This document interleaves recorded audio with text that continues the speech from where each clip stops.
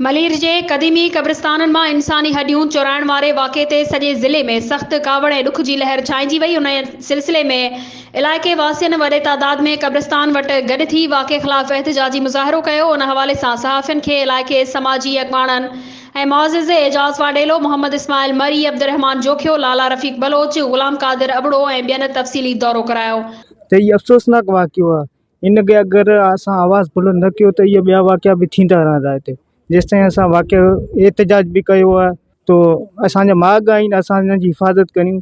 ऐं सक़ाफ़त खातो जंहिंजो वफ़ाक़ी वज़ीर बि थी त सूबाई वज़ीर थियनि था, उहो बि पंहिंजो किरदारु अहम किरदारु हुननि जो आहे उहो बि निभाइनि।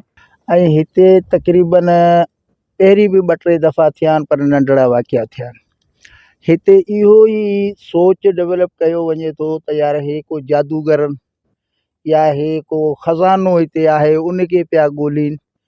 पर जेके वाक़िया मलीर में थिया आहिनि, चौकुंडी में थिया आहिनि, या मेमण ॻोठ खां पुठियां उते थिया आहिनि, या असां वटि हिते जेके 2-3 वाक़िया थिया आहिनि, हाणे असांखे इहो ई वहम ऐं इहो ई असांखे शक लॻो आहे त असांजा तारीख़ी असासन जेके 500-1000 साल पहिरीं आहिनि, उन्हनि खे मिटायो वञे पियो।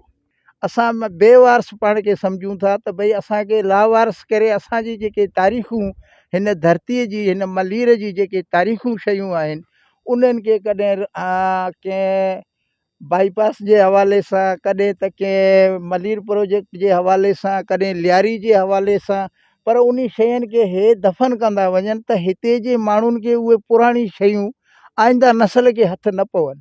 असां ही जीअं असांखे कल्ह सुबुह मां ख़बर पई त की गोरबान पहाड़ ते हिकिड़ो क़बर खोटी वई आहे, त असां हिते जीअं पहुतासीं, असां ॾिठा उहो क़बर जेको मसमार हुई। त उन खां बाद असां मुख़्तलिफ़ ॻोठण वारनि खे इतला कई त बाबा अचो, ही सॼो हिकिड़ो काठोड़ जो मसइलो आहे। त अहिड़े हिसाब सां हाणे हीउ जेको क़ब्रिस्तान जो ई वाक़ियो थियो हिते, के चवनि था त हिकु जादू टोने जे हिसाब सां बि उन जे हिसाब सां उन्हनि जी क़बर वग़ैरह खणी आहे, या जेको आहे सो हू दौलत जे चकर में हुआ। उहा इलाही बहितर सम्झी सघे थो त हीउ छा मामिलो हुयो। ऐं असां एस एच ओ गडाब खे ॾिखंदासीं त बाबा इहे मुख़्तलिफ़ हिते अहिड़ा जेका वाक़िया थियनि था, असां सम्झूं था त 2-3 महीना अॻु बि काठोड़ जे एरिया में हिकु क़बर खोटी वई। अहिड़े तरीक़े सां हीअ हाणे गुरबान जबल ते थियो आहे। ईअं न आहे त सुभाणे असांजा जेके अबा ॾाॾा या मुख़्तलिफ़ हिते इलाइक़नि में क़ब्रिस्तान आहिनि, खे खोटे उन्हनि खे नुक़सानु पहुचायो वञे।